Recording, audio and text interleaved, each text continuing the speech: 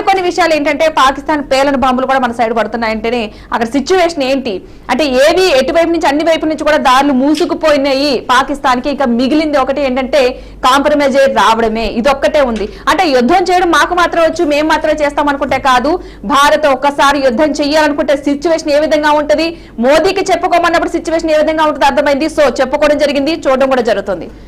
మనం ఇప్పుడు స్క్రీన్ మీద చూస్తున్నాము పాకిస్తాన్ ఏవైతే మన మీద బాంబులు వేస్తుందో ఆ బాంబులు పేలి భారత్ కి నష్టం చేయడం కన్నా ఎక్కువగా అందులో పసలేని బాంబులు భారత్ మీద ఎలా ప్రయోగిస్తున్నారో చూపించే ప్రయత్నం అయితే మనకు చాలా క్లియర్ అనిపిస్తుంది. ఇంతకుముందు మనము ఎక్స్క్లూజివ్ గా చూసాము వీడియోలో ఏదైతే భారత్ మీద పాకిస్తాన్ ఎక్కుపెట్టిన మిసైల్ అది, కానీ మిసైల్ అక్కడి నుంచి ఎగిరినప్పుడు రాకెట్ లా దూసుకొచ్చింది, ఇక్కడ వచ్చిన తర్వాత చచ్చుబడిపోయింది. అది చాలా క్లియర్ గా అర్థమవుతుంది. అది రాకెట్ మాత్రమే, దాని లోపల ఎలాంటి ఆర్టిలరీ కానివ్వండి పేలుడు పదార్థం లేని పరిస్థితిలో ఉన్న సిచ్యువేషన్ మనకు అనిపిస్తుంది. అది అంటే దీని ప్రకారం మనకు అర్థమవుతోంది పాకిస్తాన్ కేవలం బీరాలు పలకడానికి లేకపోతే గాంభీర్యాన్ని ప్రదర్శించడానికి తప్ప యుద్ధం చేసేంత సీన్ లేదన్నది మనకు అర్థమైపోతుంది. అందులో భాగంగానే మనం చూస్తున్నాము ఏదైతే వాళ్ళు మిసైల్ అని చెప్పి వేసిన ఒక బాంబు ఏదైతే ఉందో అది మన దగ్గరకు వచ్చిన ఒక తుస్సుమన్న రాకెట్ లాగా మారిపోయే సిచ్యువేషన్ అయితే మనకు కనిపిస్తుంది.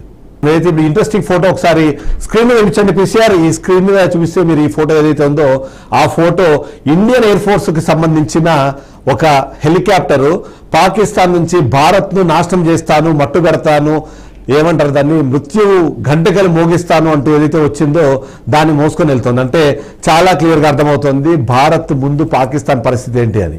అంటే అది ఒక స్క్రాప్ లాగా తీసుకెళ్తున్న వీడియో మనం ఇప్పుడు స్క్రీన్ మీద మనం చూస్తున్నాము. భారత్ అంబుల పొదిలో ఉన్న ఒక్కొక్క ఆయుధం అన్నది అది బ్రహ్మాస్త్రంగా మారే అవకాశం ఉంటుంది. అంతేకాకుండా ఇండియన్ ఎయిర్ ఫోర్స్ కు సంబంధించిన ఒక హెలికాప్టరు పాకిస్తాన్ నుంచి భారత్ కి వచ్చింది అనుకుని ఏదో చేస్తానని చెప్పిన ఒక ఫైటర్ జెట్ ని ఒక స్క్రాప్ ని మోసుకెళ్ళినట్టుగా మోసుకెళ్తున్న వీడియో మనకు కనిపిస్తుంది.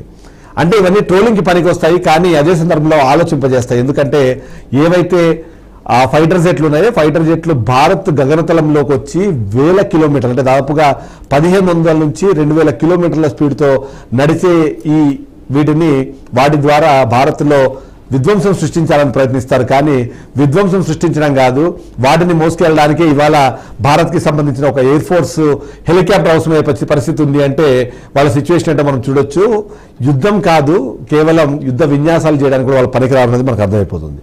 ఎస్, స్క్రీన్ మీద చూసుకున్నట్లయితే air force, Indian air force ని చూసుకున్నట్లయితే కింద పాకిస్తాన్ వాళ్ళకి సంబంధించిన యుద్ధ విమానం, ఆ విమానాన్ని ఇండియన్ ఎయిర్ ఫోర్స్ మన భారత ఇండియన్ ఎయిర్ ఫోర్స్ అనేది లాక్కుపోతుంది. సో దానికి సంబంధించిన విజువల్స్ అయితే క్లియర్ గా చూసుకోవచ్చు. అంటే విర్రవిగుతూ ఉంటది పాకిస్తాన్, ఎక్కడికక్కడ మేము కూడా దాడులకు తెగబడతాం, మేము కూడా యుద్ధం చేస్తాం, మేము యుద్ధం చేసినట్లయితే ఇండియన్స్ రక్తాన్ని ఏరులై పరుస్తామని కింద చెప్పినప్పటికీ ఈ స్క్రీన్ అనేది ఒక మీమ్ అయితే కాదు, ఇది మీమ్ కాదు, ఇది రియల్ అన్నమాట. సో రియల్ చూసుకున్నట్లయితే ఇండియన్ ఎయిర్ ఫోర్స్ విమానం అనేది యుద్ధ విమానం పాకిస్తాన్ కి సంబంధించి ఇక్కడ క్లియర్ గా చూసుకోవచ్చు. పాకిస్తాన్ కి సంబంధించిన లోగో ఉంది, అలాగే వారి జెండా కూడా ఉందన్నమాట, పాక్ అని ఉంది, PAF అనేసి.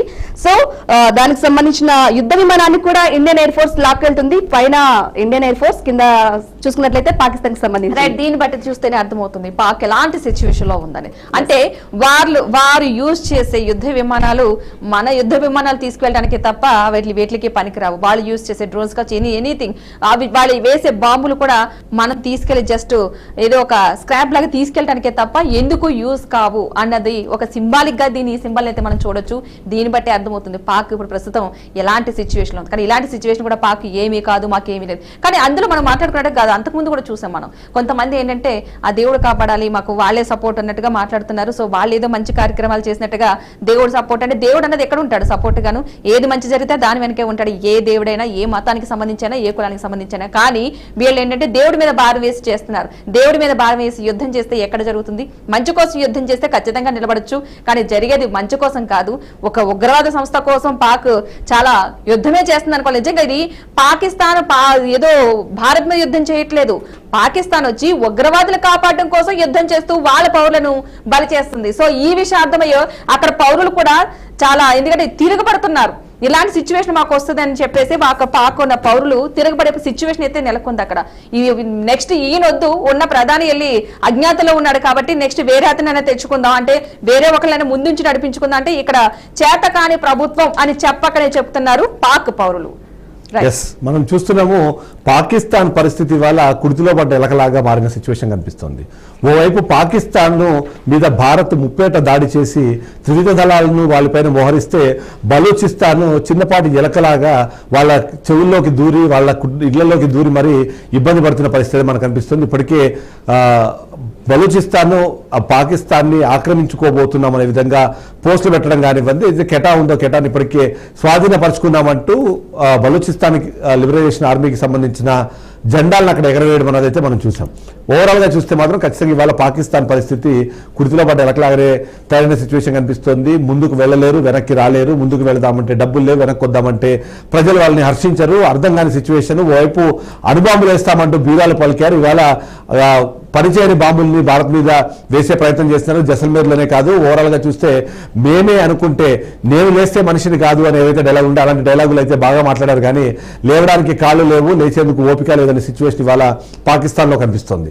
అందులో ముఖ్యంగా చూస్తే మాత్రం ఏదైతే పాకిస్తాన్ దాడి చేయడానికి కూడా సిద్ధంగా ఉన్నామని గతంలో చెప్పారు. కానీ ఇవాళ ఫైటర్ జెట్లు పంపించడానికి పెట్రోల్ కూడా డబ్బులు లేని సిచ్యువేషన్ ఉందా అన్న అనుమానం వచ్చే సిచ్యువేషన్లో అక్కడ పాకిస్తాన్లో మనకు కనిపిస్తుంది. ఓవైపు బలూచిస్తాన్ ఇబ్బంది పెడుతుంటే మరోవైపు పాకిస్తాన్ని భారత్ అన్ని రకాలుగా దెబ్బతీస్తున్న సిచ్యువేషన్ కనిపిస్తుంటే ఇక ప్రపంచ దేశాలు వాళ్ళకి సపోర్ట్ గా వస్తాయేమో అని చెప్పి వాళ్ళ ఆకాశం వైపు ఆశగా చూస్తున్న సిచ్యువేషనే క్రియేట్ అయిపోయింది. అయితే పాకిస్తాన్ సంబంధించి మాత్రం ఇవాళ ఎటు పోవాలో అర్థం కాని పరిస్థితి, ఎటు పాలుపోని సిచ్యువేషన్ లో ఉన్న పరిస్థితి అయితే మనకు కనిపిస్తుంది.